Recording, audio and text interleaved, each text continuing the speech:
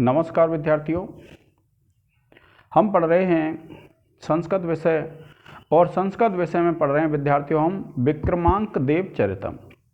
और ये जो विक्रमांक देव चरितम नामक महाकाव्य है इसका हम प्रथम सर्ग पढ़ रहे हैं और प्रथम सर्ग में आज हम पढ़ेंगे 5वां श्लोक।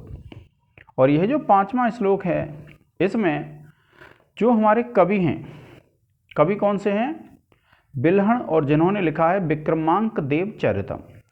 तो विक्रमांक देव चरितम जो महाकाव्य लिखा है, देखिए क्या कहते हैं कि सांद्राम मुदम यच्छतु नंदको वह सोल्लास लक्ष्मी प्रतिबिंब गर्भ कुर्वन अजस्रम यमुना प्रभा सलीलम सलील राधा स्मरण मुरारिह। देखिए क्या कहते हैं, सांद्राम कहते हैं घना। सांद्र किसको कहते हैं विद्यार्थियों? घने को। मुदम, मुद कहते हैं आनंद।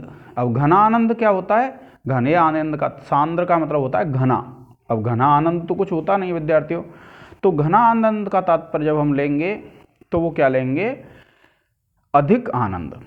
तो सांद्राम मुदम यानी घने आनंद को, अत्यधिक आनंद को यच्छतु प्रदान करे। कौन? नंदक। नंदक क्या विद्यार्थियों? एक संज्ञा है। और संज्ञा किसकी है? जो भगवान विष्णु हैं उनका जो खड्ग है, उनकी जो तलवार है, उसकी संज्ञा क्या है विद्यार्थियों? नंदक। यानी उनकी तलवार का नाम है नंदक।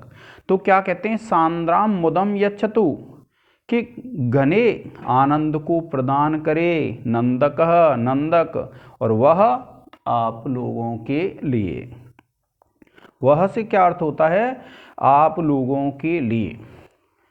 तो इसका जो मूल अर्थ है वो क्या है विद्यार्थियों? इसमें जो खड्ग है भगवान विष्णु की, उस खड्ग की स्तुति करते हुए कवि कहते हैं। तो क्या कह रहे हैं कवि? कि सांद्राम, सांद्राम कहते हैं सांद्र, घनी। देखिए क्या कहते हैं? सांद्राम, सांद्राम कहते हैं घनी। मुदम, मुदम कहते हैं आनंद को, यच्छतु प्रदान करे वह आप लोगों के लिए। नंदक, जो नंदक नाम का जो कृपाण है, जो भगवान विष्णु की जो तलवार है विद्यार्थियों, वह भगवान विष्णु की जो नंदक नाम की तलवार है वह आपके लिए आनंद को उत्पन्न करे। अब देखिए क्या कहते हैं कि सोल्लास लक्ष्मी प्रतिबिंब गर्व, कि सोल्लास कहते हैं प्रसन्नता से, उल्लास से, लक्ष्मी से युक्त मध्यम भाग वाला। यानी उल्लासित होते हुए, चमकती हुई जो लक्ष्मी होती है, जो शोभा होती है, उसके मध्य भाग वाला जो नंदक नामक खड्ग है वह आप लोगों को आनंद प्रदान करे। और फिर क्या कहते हैं?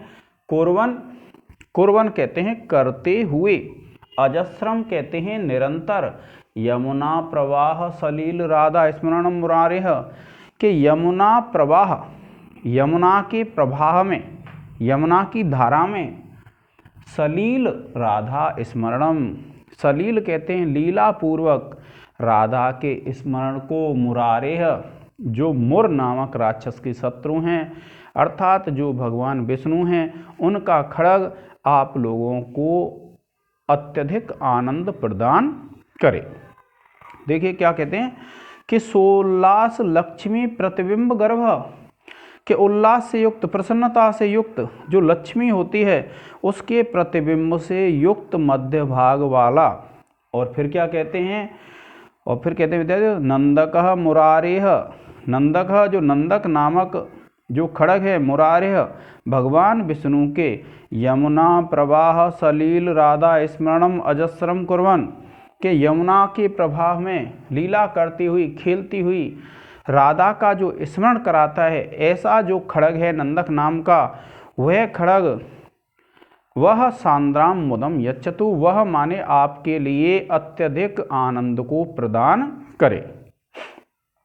क्या कहते हैं कि वह जो खड्ग है वह आप लोगों के लिए अत्यधिक आनंद प्रदान करे। यह है विद्यार्थियों।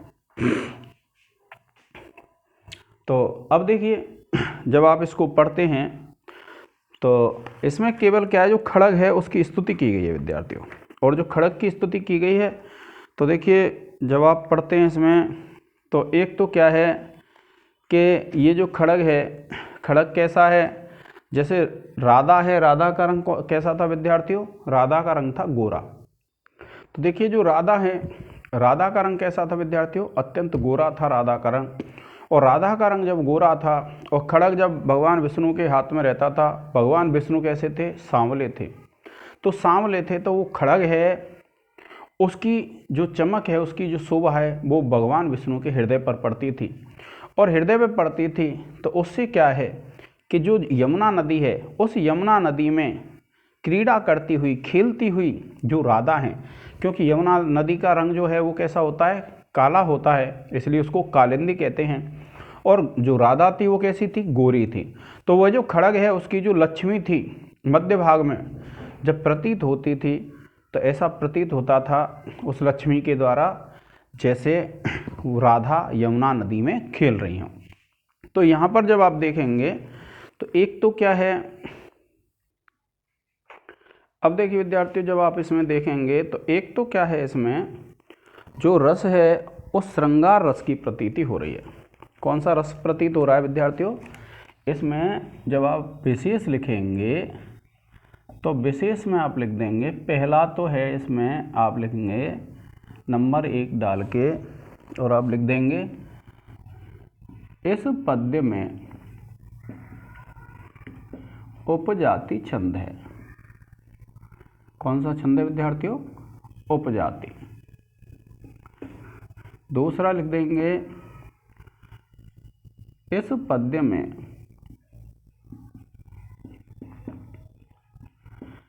अतिशयोक्ति अलंकार है।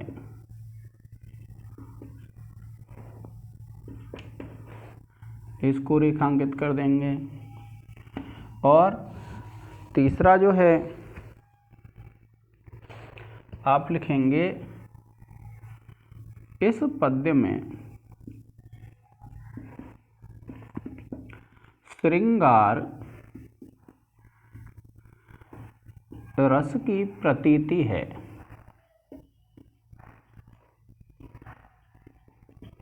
फिर आप लिखेंगे विद्यार्थियों व्याकरण। क्या लिखेंगे, व्याकरण टिप्पणी। इसको रेखांकित कर देंगे। और देखिए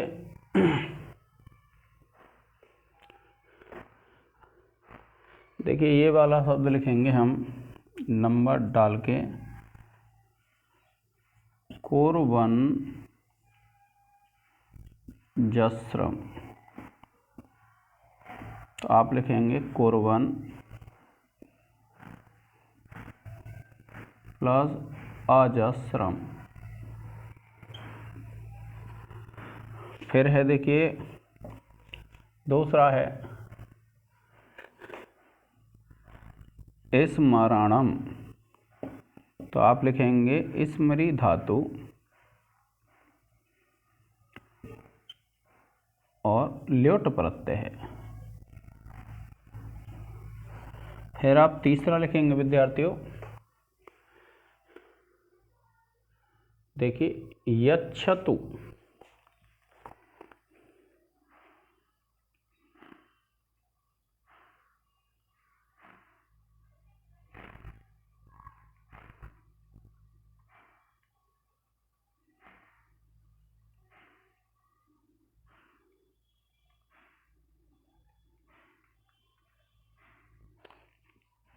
देखिए हम लिखते हैं मुरारेह, आप लिखेंगे मोरस्य अरिह, और ये हो जाएगा आपका षष्ठी तत्पुरुष। ठीक है। ऐसे ही कुर्बन है, आप लिखेंगे कुर्बन में क्री धातु प्लस सत्री प्रत्यय। ठीक है विद्यार्थियों, क्री धातु सत्री प्रत्यय हो जाएगा। ये है। अब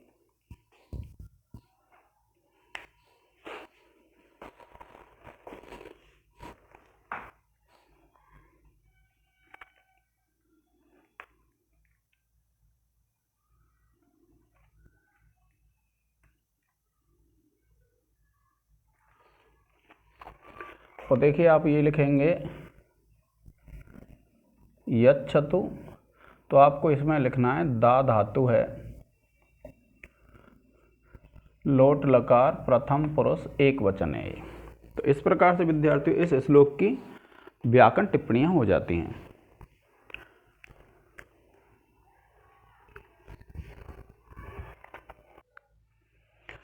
अब देखिए विद्यार्थियों, ये जो हमारा छठवां श्लोक है, और ये जो छठवां श्लोक है, इस छठवें श्लोक में क्या कहते हैं कवि, देखिए इसमें जो स्तुति की गई है वो की गई है शिव जी के प्रणाम की। यहाँ क्या है, संभोग श्रृंगार लक्षित होता है, और इसमें ऐसा है कि जो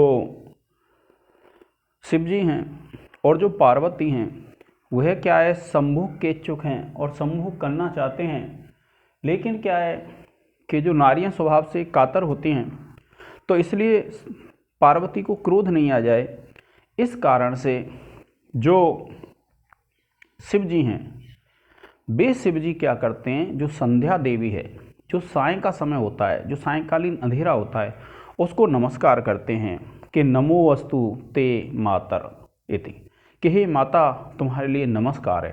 क्योंकि जब सायंकालीन अंधेरा छा जाता है, तो सायंकालीन अंधेरा छा जाता है और पार्वती और शिव जी के यहाँ उसका मिलन का यानी संभोग आदि का संकेत किया गया है। तो जो शिव जी हैं वे जो माता संध्या है उसको नमस्कार करते हैं और कहते हैं हे माता आपको नमस्कार है, यानी आप। तो इस प्रकार से जब वो शिव जी नमस्कार करते हैं तो उन नमस्कारों की जय हो। तो आपको मैंने बताया था 3 प्रकार के मंगलाचरण होते हैं विद्यार्थियों। एक मंगलाचरण होता है कैसा, जो मंगलाचरण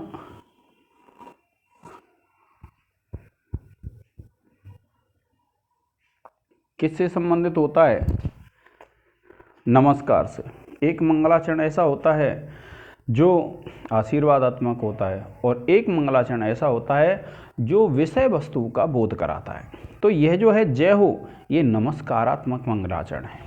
तो देखिए क्या कहते हैं इसमें कि पार्श्वस्थ, पार्श्व कहते हैं समीप में स्थित, पृथ्वीधर, पृथ्वीधर कहते हैं पर्वत को, हिमालय को, राजकन्या, यानी जो राजकन्या जो पार्वती पार्श्वस्थ, जब पास में स्थित थी, पास में जब विराजमान थी, कौन विराजमान थी, पर्वत राज यानी पृथ्वीधर राजकन्या, यानी जो पर्वत राज हिमालय हैं उनकी जो पुत्री हैं पार्वती, जब भगवान शिव के पास स्थित थीं, प्रकोप विसूर्जित कातरस्य, प्रकोप विसूर्जित कातरस्य, यानी कोप के कारण, विसूर्जित कहते हैं उद्भूत होते हुए, कोप से, कातर जो कायर थे, नमो अस्तु ते मातः इति प्रणामाः, कि नमो अस्तु, कि हे माता तुम्हारे लिए नमस्कार है।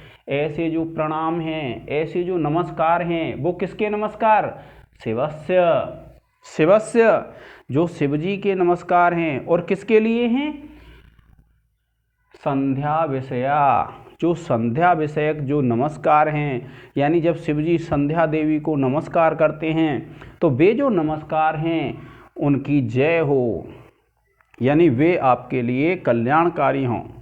यानी जब शिव जी के पास पार्वती स्थित हैं, और पार्वती जब शिव जी के पास स्थित हैं, तो वह जो शिव जी हैं संध्या देवी से यह निवेदन करते हैं कि अंधेरा हो जाए।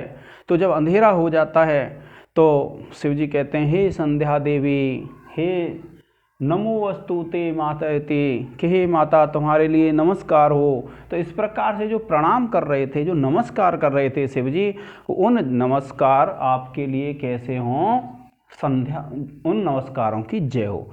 यानी जो स्तुति करने वाला कवि है वह क्या कहता है, और कैसे नमस्कार हैं वे, संध्या विषया, जो संध्या विषयक नमस्कार हैं, जो संध्या देवी को नमस्कार कर रहा है कवि, वह जो नमस्कार हैं उनकी जय हो। क्या कहते हैं, देखिए क्या कहते हैं कवि, कवि ये कहते हैं कि देखिए क्या कहा, पार्श्वस्थ पृथ्वी राजकन्या के पास में स्थित जो हिमालय की पुत्री थी अर्थात जो पार्वती थी, उनके क्रोध के आविर्भाव से भयभीत, किससे भयभीत थे कि जिससे उन पार्वती को क्रोध नहीं आ जाए, उससे जो भयभीत थे। ऐसे शिव जी के हे माता तुम्हें नमस्कार है, हे माता तुम्हारे लिए नमस्कार है, इस प्रकार के संध्या विषयक जो प्रणाम थे उनकी जय हो। अर्थात वह जो प्रणाम है, जो शिवजी संध्या रानी को प्रणाम कर रहे हैं, वह प्रणाम आपके लिए कल्याणकारी बने। क्या कहा कवि ने कि जो संध्या विषयक जो प्रणाम थे वह आपके लिए कल्याणकारी बने। तो यहाँ कौन सा है, नमस्क्रियात्मक विद्यार्थियों मंगलाचरण है।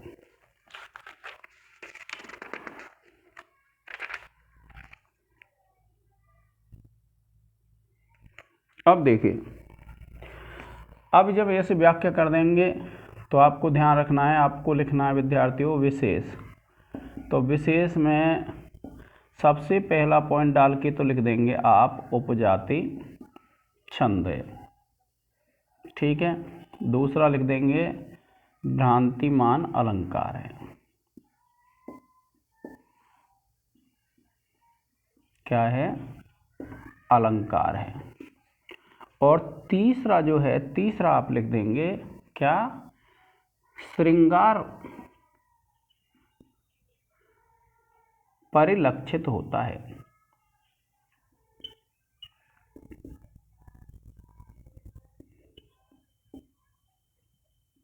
ठीक है। फिर आप लिखेंगे विशेष वो व्याकरण, आप लिख देंगे व्याकरण टिप्पणी, ठीक है। अब व्याकरण टिप्पणी क्या होगी विद्यार्थियों, देखिए देखो जयंती है, इसको ही लिख लेंगे हम। तो जयंती, जयंती का अर्थ होता है जी धातु लट लकार प्रथम पुरुष एक वचन। फिर उसके बाद विद्यार्थी देखो ये है नमोस्तु, तो आप लिखेंगे नमो प्लस अस्तु, पूर्व रूप है। फिर उसके बाद तीसरा लिख लेंगे आप अस्तु लिख लेंगे, अस्तु में लिख लेंगे अस धातु लोट लकार प्रथम पुरुष एक वचन, ठीक है। प्रथम पुरुष एक वचन है विद्यार्थियों। फिर उसके बाद देखिए आगे इसकी और बताता हूँ, जैसे मान लीजिए शिवस्य है, तो शिवस्य में आप लिखेंगे शिव शब्द है, ठीक है। और आप लिख देंगे षष्ठी एक वचन। फिर है विद्यार्थियों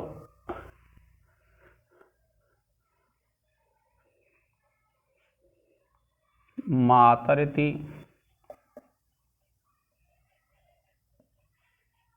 तो आप लिखेंगे मातः प्लस इति, यहाँ संधि हो जाएगी आपकी विसर्ग, ठीक है। और फिर देखिए ये भी लिख सकते हैं आप, राजकन्या हैं तो आप इसमें लिख सकते हैं टिप्पणी, क्या लिख सकते हैं विद्यार्थियों,